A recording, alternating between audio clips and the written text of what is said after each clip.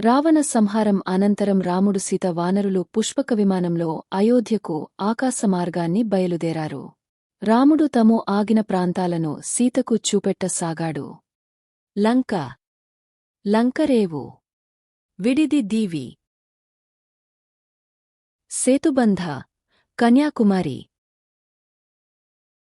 Kishkindha, Periyar national park, Rishyamukha, Tungabhadra reservoir, Kabandha, Belum caves,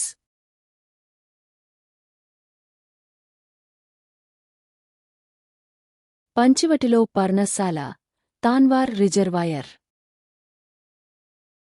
Agastya ఆశ్రమం, సుతేక్షణ ఆశ్రమం, సాత్న, సరభంగ ఆశ్రమం, తులసి వాటర్ ఫాల్స్, పర్ణశాల, చిత్రకూట శ్రేణి, భరద్వాజ్ ఆశ్రమం, ప్రయాగ్రాజ్, శృంగబెర్పూర్.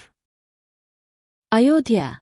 ఆకాశం నుంచి అయోధ్యను చూశాక రాముడు మిగిలిన వనవాసం పూర్తి చేయడానికి పుష్పక విమానంలో వెళ్ళిపోయాడు. తర్వాత వనవాసం పూర్తి చేసుకుని పుష్పక విమానంలో భరద్వాజ మహాముని ఆశ్రమానికి చేరుకున్నాడు. అక్కడి నుండి నంది గ్రామం చేరుకుని పాదమార్గమున అయోధ్యకు వెళ్లి మహారాజుగా పట్టాభిషిక్తుడయ్యాడు.